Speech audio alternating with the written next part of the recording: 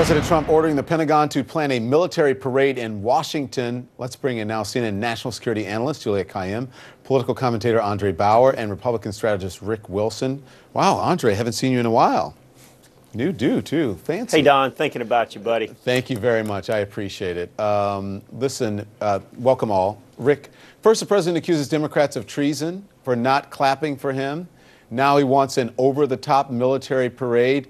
Does it tell you something about how the president sees himself or the presidency? What's this all about? Well, look, this is a president who is basically Kim Jong-un. He wants a missile parade, and it's not about honoring the troops. It's not about praising our military. It's about self-aggrandizement and about the trappings of what he thinks the maximum leader should have.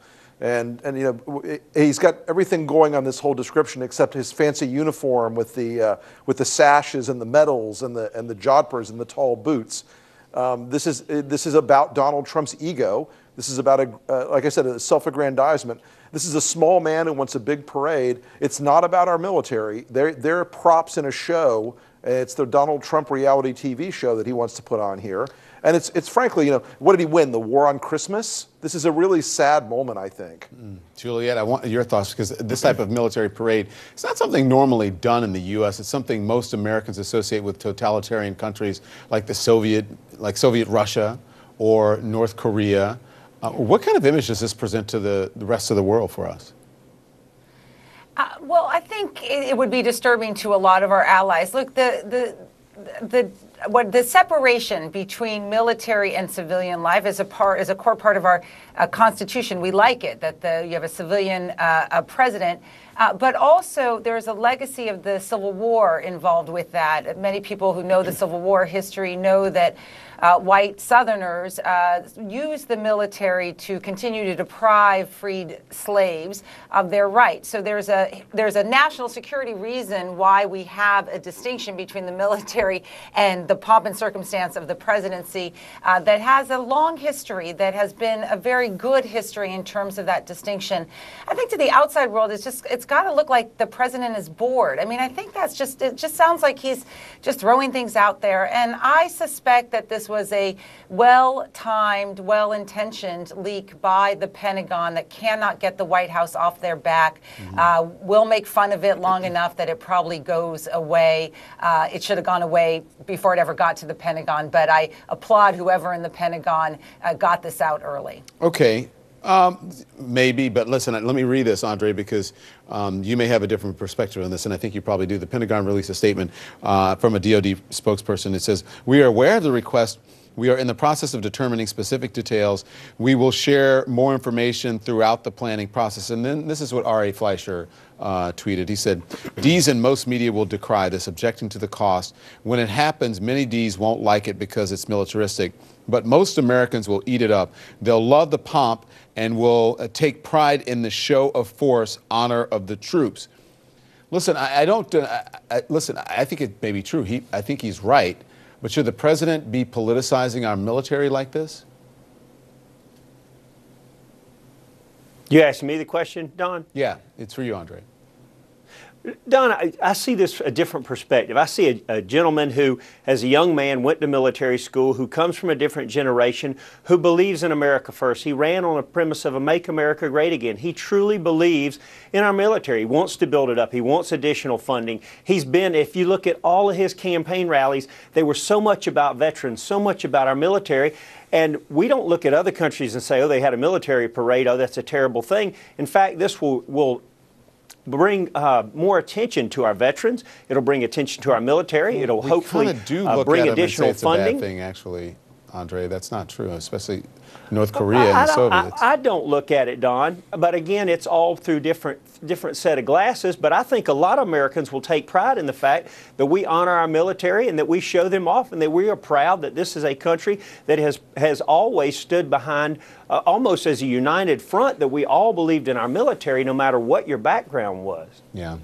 Listen, I've got to run. That's all I have time for. But I just need to tell the viewer that we do the 4th of July. What else do we do? Columbus Day, Memorial Day, Veterans Day. We have parades, which is the exact same thing that he wants. I think many people are wondering, like, why more money on this? We already had those. maybe we honor a special day and dedicate one of those parades to what he wants. Okay, thank you all. I appreciate it. Thank you, everyone. I see what you said everywhere on social media, everywhere, emails, phone calls. I appreciate it. Thank you so much. I love all of you. That's it for us tonight. Thanks for watching. I'll see you right back here tomorrow. Breaking news, sources telling CNN that President Trump would like to talk to Robert Mueller. After all, joining me now is Congressman Lee Zeldin, a New York Republican. Congressman, I appreciate you joining us this evening. CNN's Sarah Murray is reporting tonight the president wants to sit down with the special counsel. I'm not sure if you heard the top of the show. Despite what his lawyers say, his lawyers' concerns, if that's what the president wants, why shouldn't he do the interview? He's the boss, right? Well, absolutely, and it would not surprise me at all that the president would want to do the interview anyway. If I was his attorney, in my conversations with the special counsel, I would imagine that there's going to be discussions as far as what the scope of the interview might be. That would be the job of anyone's attorney in getting something like that set up. But I wouldn't be surprised if the president decided to do the interview anyway. Would you like him to do it? Do you think it's in his best interest to do it? Not speaking as his attorney, but speaking as someone who knows this is the President of the United States. If he wants to do it, then he should do it. Yeah. Also tonight, Congressman, the President wants a military parade. Do you think that's something the Pentagon should be working on in the midst of all the other priorities the military has right now? And the country, as a matter of fact. I have a few thoughts on that, and I was listening to Admiral Kirby when he was on air, and he brought up a really important point about how we need to fund the entire military for the rest of the year. The continuing resolutions are absolutely not the way to go, especially as it relates to funding the Department of Defense. Cost would be a factor. I do think of Fleet Week that goes on in the New York City area and how great of an event that is for all of the sailors and whomever participate in that event. Not to mention all the 4th of July parades that we have every year in every municipality around the country. And I don't believe that we should have tanks and nuclear weapons going down Pennsylvania Avenue as you were just asking during that last segment. If someone had a great idea as to how to have an amazing 4th of July celebration in our nation's capital, something as an annual event where we're celebrating our freedom, our liberty, our patriotism, the sacrifice, we're coming together as Americans. We do. I think it's aired every year on one of the networks, and there's, 21 gun salutes and, fireworks going everywhere, and, people singing the national anthem and so on and so forth. And our military folks are being honored there. So what do you say to the president? Absolutely. Well, you're absolutely right. We do have a great tribute in Washington, D.C. every year, as we do all across our entire country. Yeah. I see it all over my home area. If there's an idea that could have a greater celebration, obviously I have a question too as far as costs go.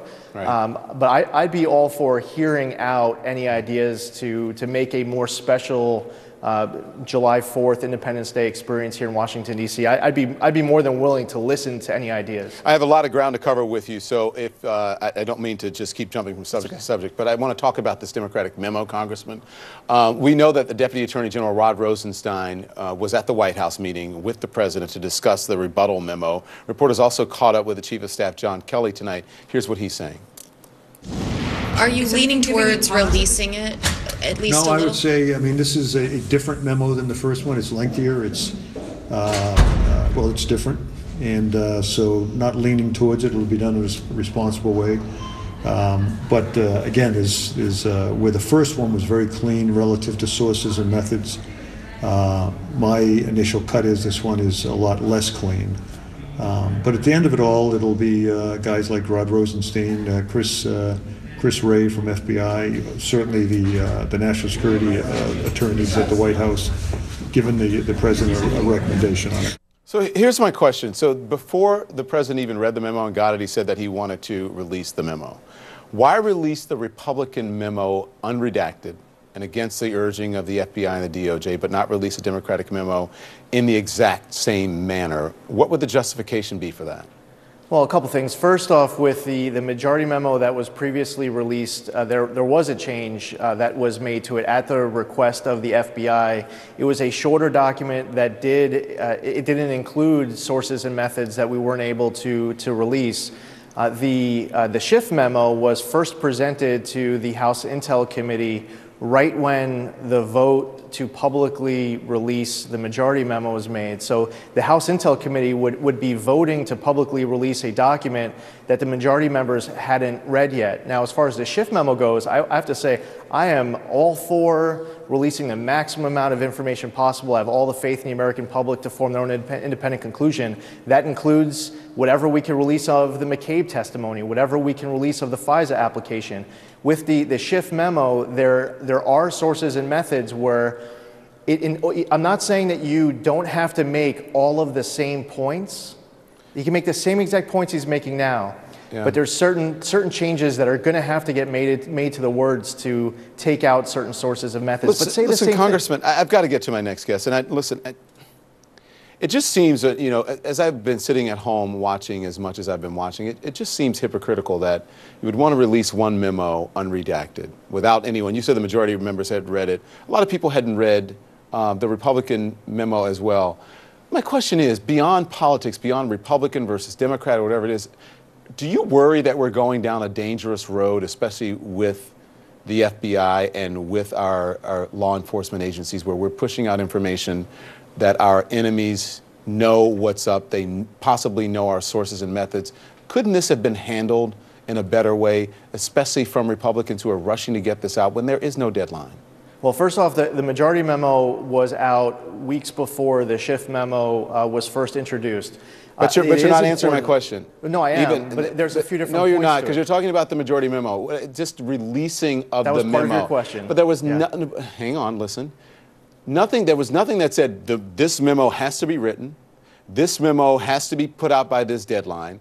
There was nothing, it was all artificial. And then it turned out to be a piece of paper that was really just a dud. And one side, most Americans see that it's one-sided. I know that we fight here on cable television, you guys fight in Washington, but I'm telling you the majority of Americans saw that and they were like, so what does this mean? This is just lawmakers in Washington fighting again and not taking care of the needs of the people. That's how people saw this. So are you concerned, my original question, are you concerned that we're going down a dangerous road when it comes to law enforcement and the legitimacy of law enforcement and the FBI? Yes, we are going down a dangerous road when you have secret documents provided to a secret court for a secret warrant to spy on a United States citizen, and you don't tell the FISA court judges that you have a dossier that was funded by the DNC and the Hillary Clinton campaign. You don't tell them that you have a bad compromise. But you also didn't tell them that source. Carter Page had been an advisor to Russia as well, and then he's an advisor to the Trump campaign. Don't you think that our law enforcement people would have a legitimate reason to monitor someone? And if they monitored him and they found nothing, no harm, no foul. If there's nothing, I'm sure law enforcement may have, monitored me or you. What does it matter? If they've monitored us before and we have nothing to hide, then why be concerned about it? Well, when we go to regular courts outside of FISA courts, we have both sides represented. It's open courts. There are transcripts. There's a duty on the part of the government when you're at a FISA court to be providing all of the evidence. So, I mentioned the dossier. I mentioned a little bit about the source. You also have some extreme bias at some of the highest levels of the DOJ and FBI. You're using a Yahoo News story, but not. How do you know there's extreme bias at the DOJ and the FBI? Well, for one, you have all of the texts that were released where they admit it. All right, let me ask you a question. Do you think you're biased? With regards to what? Do you think that you're a biased individual, that you being a Republican, that would keep you from being able to do your job effectively? Well, you're not allowed to have your bias overcome your objective That wasn't judgment. my question. No, but we all have biases. No, but my question, just answer my question. Okay, so we all have biases. So then would you allow people to read your text messages? Would you be okay with that? Because I would certainly be okay with it. I don't think it would prevent me from being able to do my job. When I'm speaking to people personally, that doesn't mean it's how I'm going to conduct myself in my job. So I may speak to you in a funny manner about something. I may talk to you about, maybe it's just for a secret society. I may talk to you about who I think may become a better president. But it doesn't mean that I'm going to sit here on television and be biased about it. I mean, I think we all can be professionals. The Strzok Page texts were not just revealing their biases, but actually it was overlapping with their work product. Bruce Orr, who was demoted, by the way, at the DOJ. Didn't Strzok write the memo for Hillary Clinton to reopen the investigation? How is he biased then all of a sudden against Donald There's Trump? no question. By the way, even Robert Mueller said that Strzok and Page were biased. That's not in dispute. There's a reason why McCabe ends up getting demoted. He didn't say they were biased. He never said that. He just said that I think what he meant was they compromised the investigation and they maybe were conducting themselves in ways that FBI agents shouldn't. But he never said that they were biased. And they were removed from the FBI, it's pretty clear. I mean, the text messages, they speak for themselves. They do overlap, but between work and personal judgment. But McCabe ends up resigning. Bruce Orr ends up getting demoted.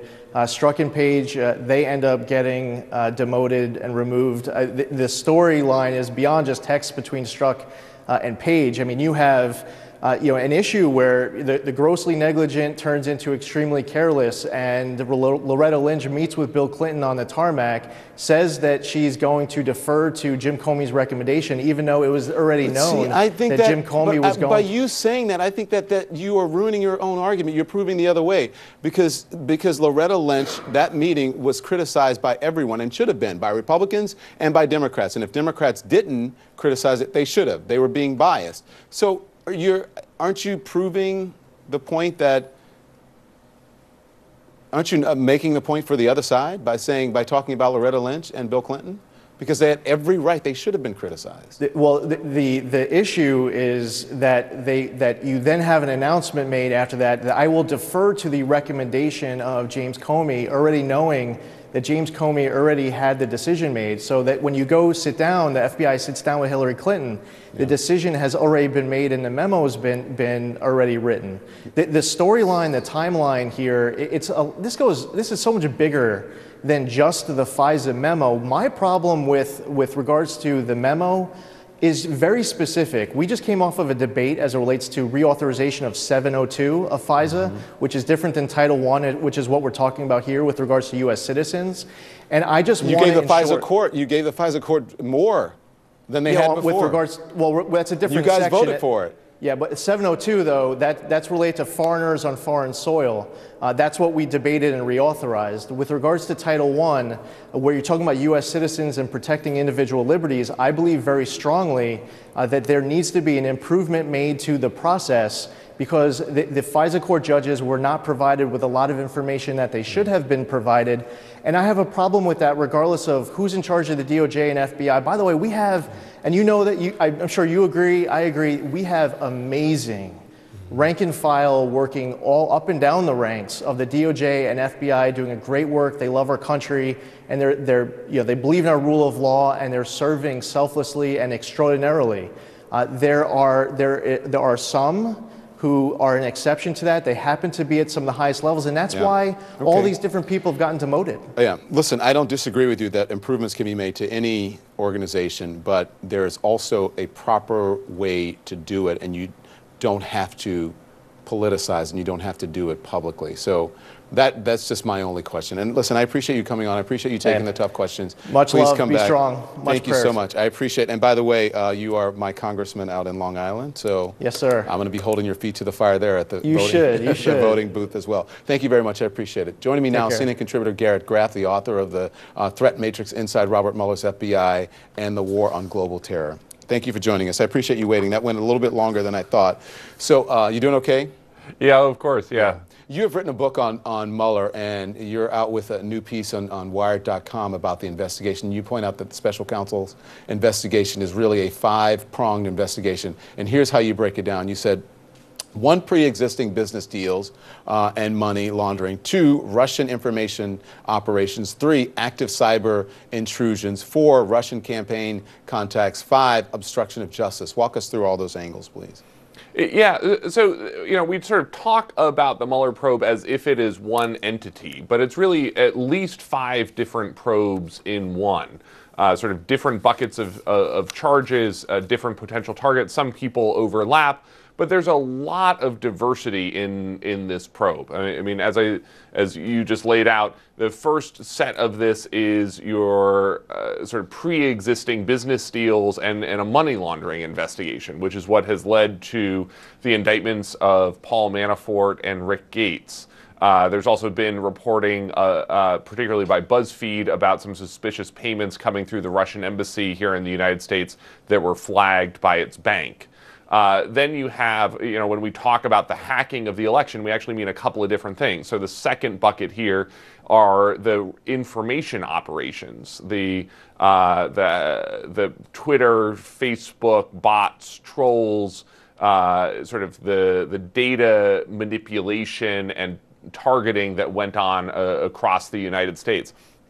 The third set is this active cyber intrusions, which includes the hacking of the DNC, the hacking of John Podesta's email, the attempted penetrations of state-level election services and secretaries of state. And then sort of fourth is where we have seen the indictments, the guilty pleas of George Papadopoulos and Michael Flynn, which is the suspicious contacts, the questionable contacts between Russian nationals and Russian officials during the campaign, including up to and including the Attorney General of the United States, Jeff Sessions, meeting with Sergei Kislyak, the Russian ambassador. And then the fifth area is really the big one. It's the one that we're all most tuned into on a daily basis, but it's really only one specific part of this. And that's the obstruction of justice investigation into the president, into the White House itself, and the extent to which the firing of FBI Director Jim Comey may or may not have been a result of an attempt to obstruct justice insofar as the president, quote unquote, wanted Comey to look past the FBI investigation of Michael Flynn. Mm-hmm. Garrett, the White House wants this investigation wrapped up. Just today, called the investigation a politically motivated witch hunt. You say it's further along than we think. How much longer do you see this going on?